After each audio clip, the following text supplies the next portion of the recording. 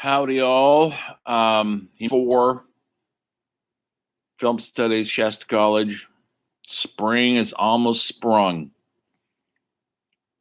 Today, we're going to be talking about a small British invasion of the late 50s. They referred to it as Angry Young Men Cinema or Kitchen Sink Drama. If you think what that means, it means exactly that. Low budget, realistic dramas about men and women and their issues they're having in Britain in the day. And based on the Italian neorealism type of cinema we've talked about already, that's influenced the whole world, America and Britain. And then I'm going to touch on American sci-fi B movies of the 50s, which is an important genre. B movies, if you need to know what a B movie is, if you have your textbook, it's all in the back. This glossary. There's a glossary in the back of this book. But essentially, in Hollywood's heyday, they had A movies, which were usually classified as the main film. You would go to the movie theater and you always watched a double feature. That's how it was in those days. You got your money's worth, not like now. Not only did you get a double feature, you probably got a newsreel because everybody didn't have TV. They made newsreels of the local news, national news.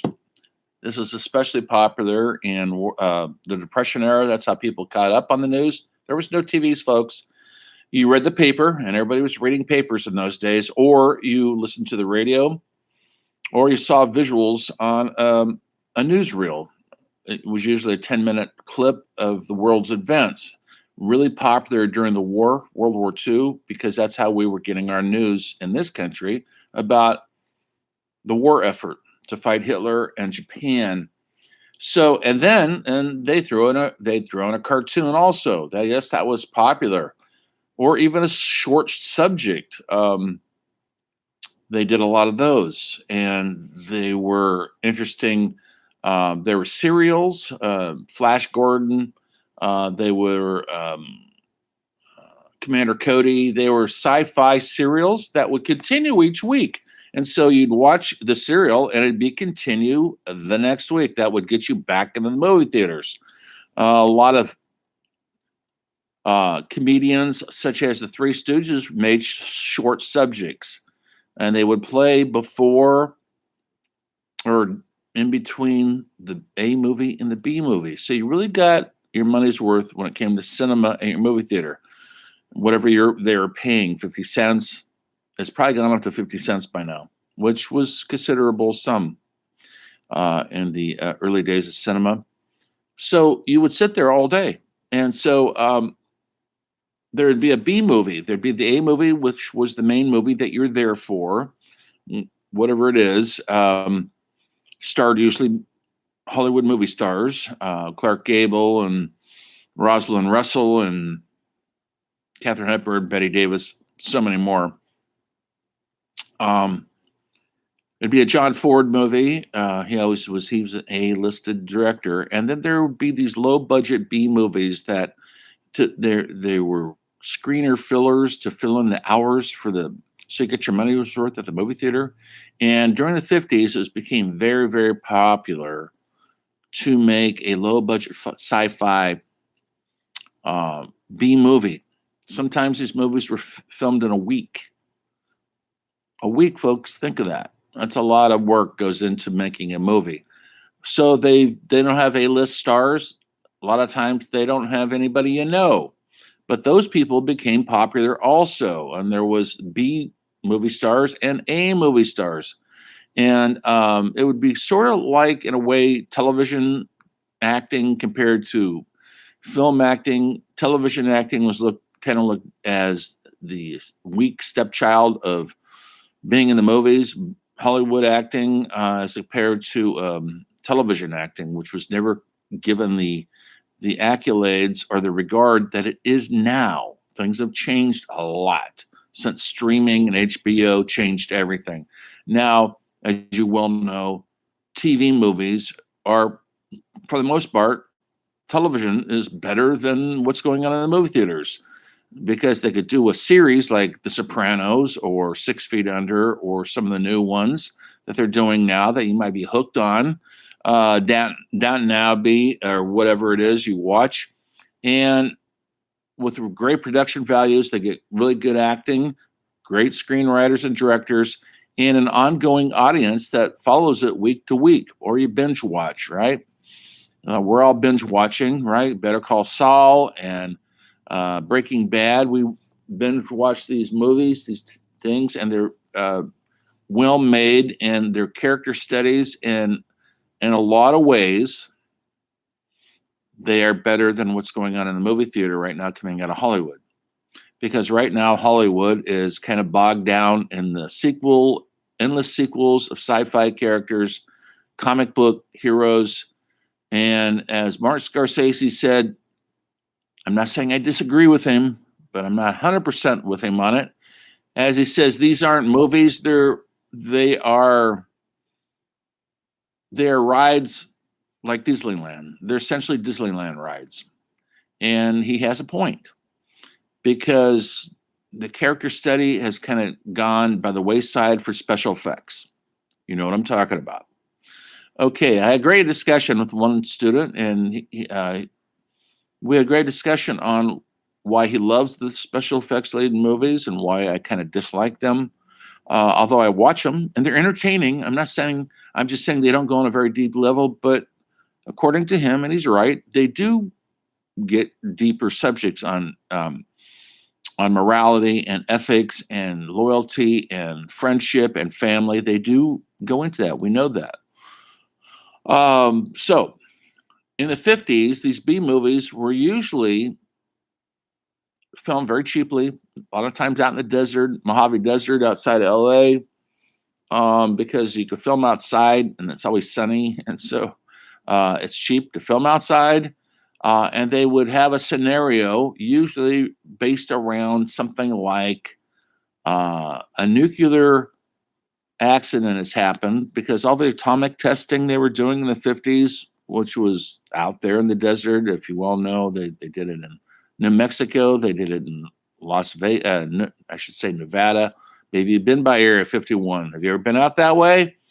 It's actually blocked off. They used to do a lot of nuclear testing out there. And so there's been some strange going on. You know, people think there's some fallout issues. And so in these sci-fi movies, the fallout usually resulted in a big hairy spider or a big monster of some sort. Like, and some of these movies are excellent. Some of them are better than A movies. Like, for example, a movie called Them, which is about big ants. And the big ants start taking over the world. And when I say big ants, folks, they're big as a house. They're very large, all because they're breathing atomic waste. And now it's people, small people up against these large ants. There was an invasion of the crab people. There is the Day of the Triffids.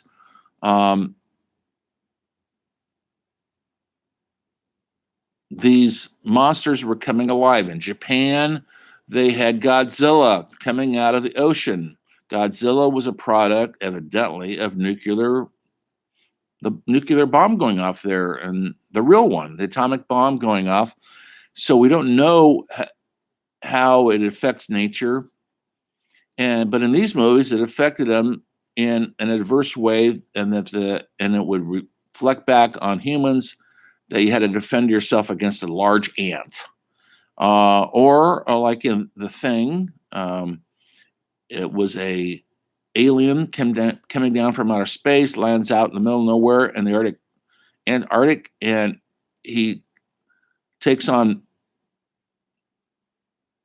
many different guises, and he's powerful, and he's not human, and the humans are stuck up there, isolated in a snowstorm, and they can't get out, and they don't know how to fight this thing.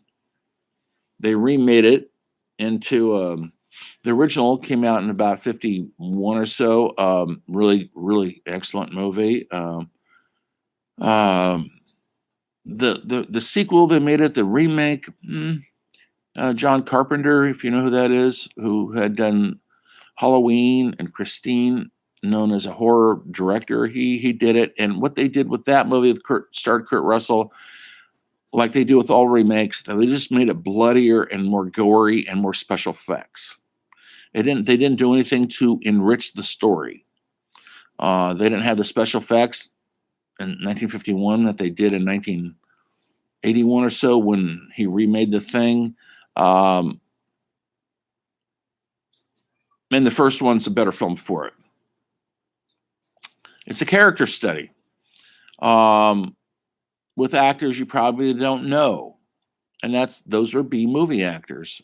But because I've been on the circuit of watching movies all my life, I know these actors, and in a lot of ways, I respect them more than I do the A movie star because these people had to really buckle down and get to work. No nonsense directors like Don Siegel, who knew how to direct a terse script in 12, 13 days, and like Subblock 11, Invasion of the Body Snatchers, which is a great sci-fi film about aliens coming down here and taking over humans and taking over and replacing us with what they call pod people. Have you seen Invasion of the Body Snatchers? Yes, it's been remade a couple times.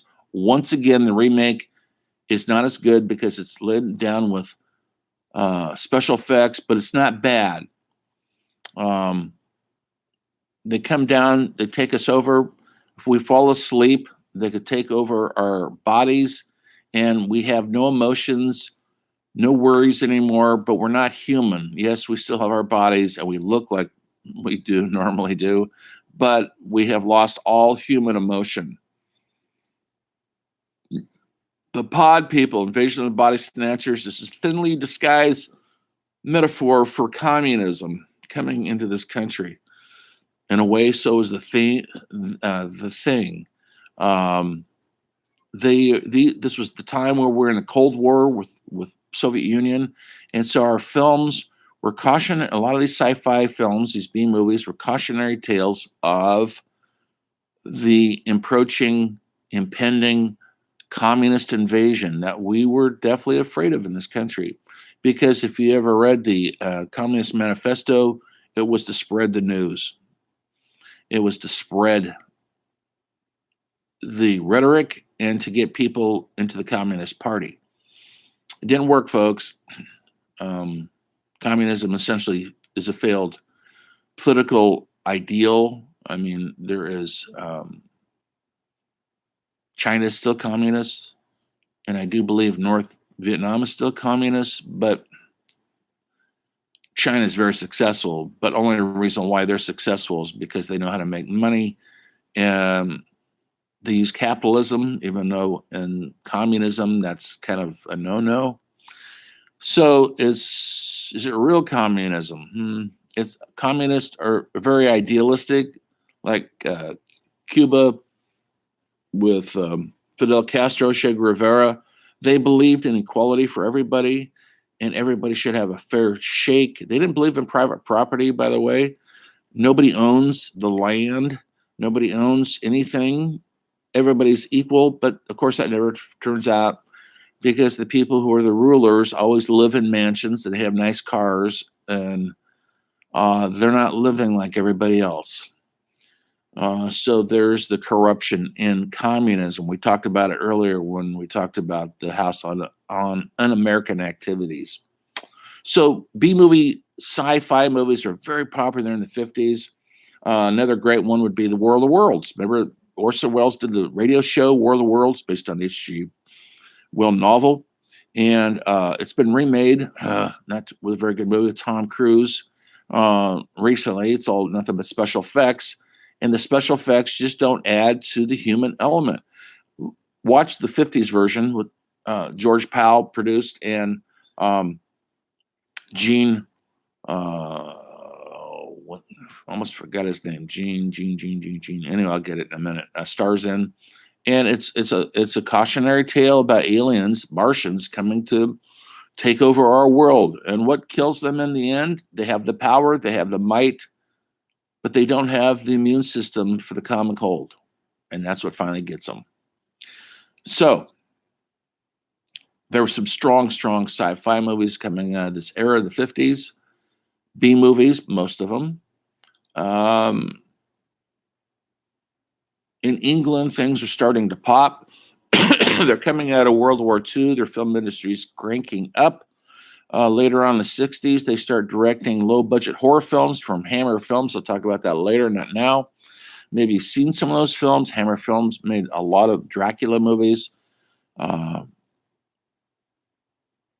that were very popular and powerful films. But we're not there yet. We're still in the 50s. In the meantime, there was a playwright there by the name of John Osborne. He wrote a play called Look Back in Anger.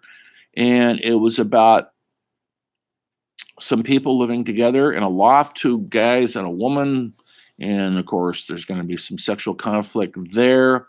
And one of the guys works at the local kind of fish market type place and vegetable stand, but he wants to be a jazz musician, and he's upset. He's upset that he's not getting where he wants to get. He's upset he doesn't want to just be a working drone, a faceless drone in the world at large, and he's angry. That's why it's called Look Back in Anger. But he's in love with this woman, but he doesn't treat her very well because he's so angry he can't treat anybody well, including himself. Well, they framed this. And so since most of the play, not the movie, but the play takes place in the room they're all sharing, she's doing the ironing and cooking, and the one guy's over there reading, the other guy's complaining about everything and thrashing his anger out at everyone because he's sexually frustrated. He's also frustrated that he doesn't think he's going to ever have a career. He doesn't want to be like his parents. In this country, that was also happening with our films like Rebel Without a Cause and The Wild One with Marlon Brando. People were not satisfied with just the status quo. They wanted something else. They had survived World War II, and they just didn't want the same usual house, debt, children, a mundane job. They wanted something more rich and fulfilling. And so this play really hit a nerve. They made it into a fine film with Richard Burton.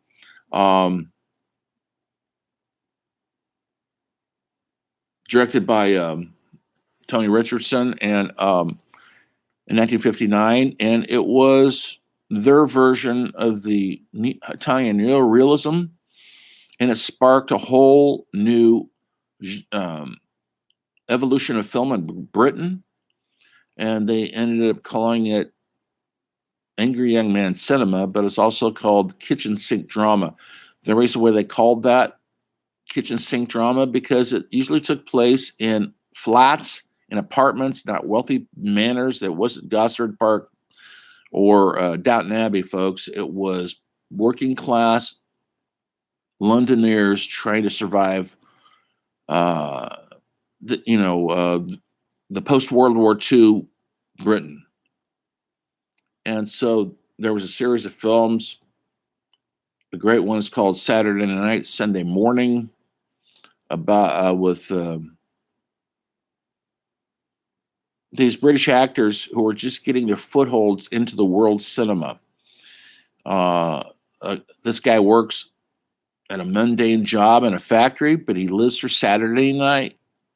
He lives for that, like most people did. That's when they're going to be able to go to the pub, have a drink, dance with somebody. Hopefully you meet somebody, and maybe you end up having sex with them if you're lucky.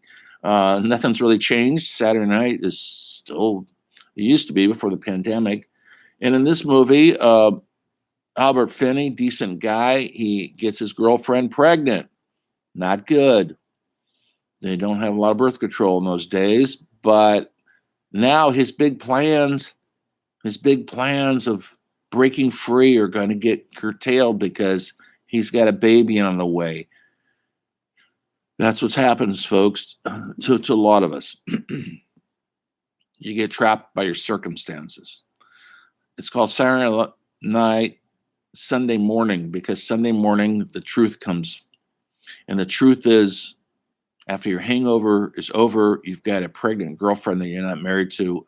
And this is long before, abortions were illegal, or very much birth control, really. Um, and you're in the dilemma of getting married to somebody who probably might not even know that well, and you're going to raise a kid now. So your dreams are getting curtailed by our humanity. Another film of that era called Room at the Top, directed by Jack Clayton, came out in '59 with Lawrence Harvey. He's a social climber in London, trying to go get to the top of the uh, corporate ladder, and he'll do anything to do it. And he crashes and burns and pays the price for that. Um, and then the third film in that sort of uh, genre would be called Loneliness of a Long Distance Runner. And that really technically came out in 1960, about a guy who couldn't fit in, but he's a long distance runner. That's the only time he feels free.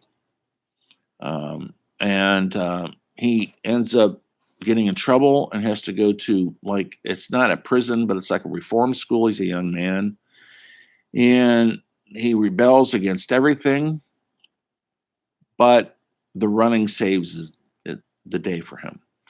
Um, these are very heartfelt, great films in black and white. British cinema was starting to percolate. Somebody by the name of David Lean was starting to come around. David Lean was not a B movie director. He was a movie important director from England, who directed several important films. In his 50s, he directed a huge mega hit called Bridge on the River Kwai. It's an epic film about World War II with the great Alec Guinness and William Holden, filmed on authentic locations. And then that cemented his reputation as being an artistic, epic director, which is interesting because we'll talk about epic films a little bit. What is epic? Can you have you think Star Wars is epic? Well, you'd be right.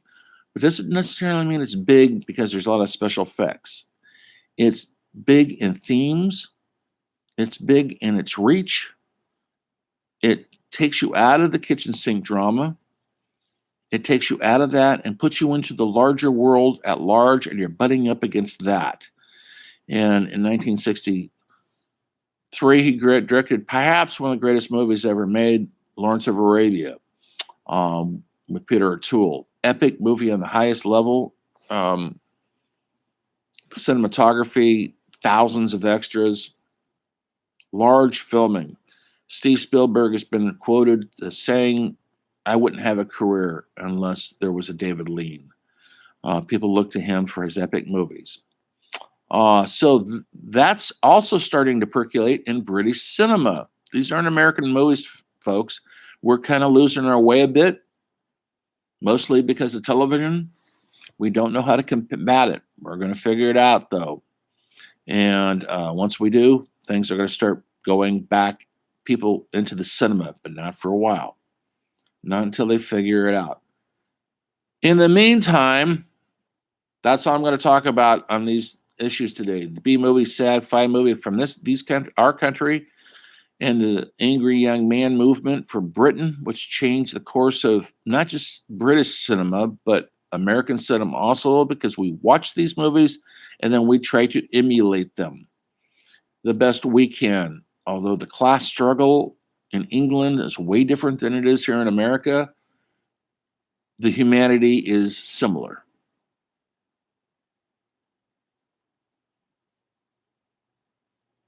I'm going to sign the next essay right now. Look at assignments today after you see this lecture. We're going to write about two epic 1950s movies that changed the course of acting and directing in this country. One of them is On the Waterfront that stars Marlon Brando, directed by the great Elia Kazan. And the other one is going to be a movie that's in color, folks. James Dean's Rebel Without a Cause. I'm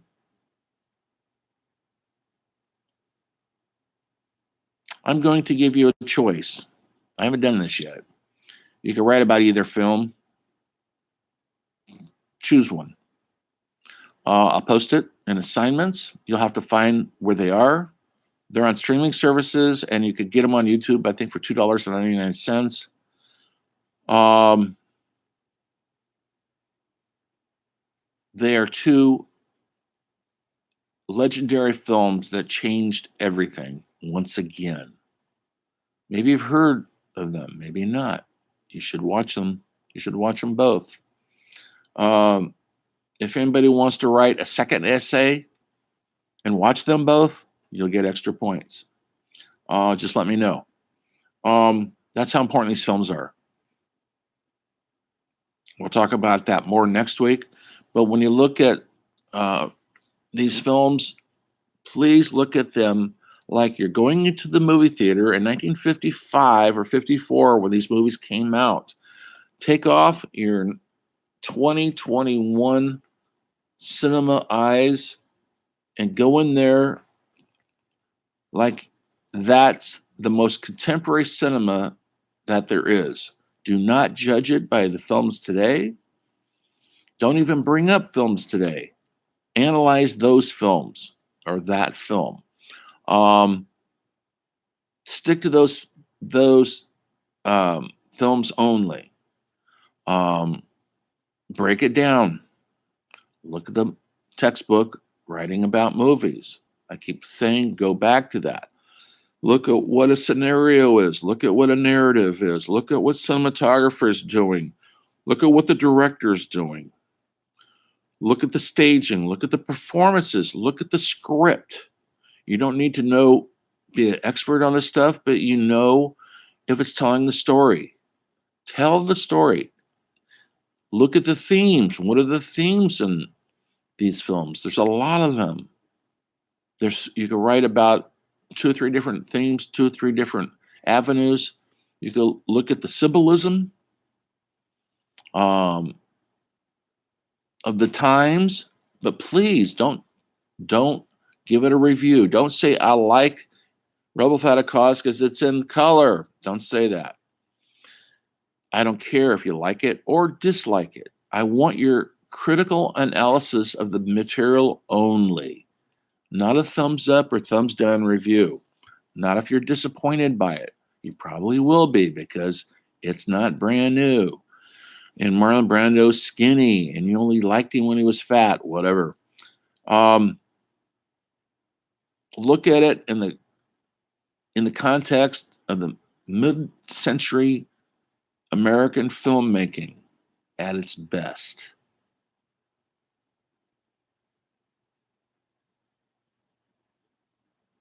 That's it. Keep up the good work. I'm almost done with the Citizen Kane essays. I should finish those later tonight. You know how to get a hold of me.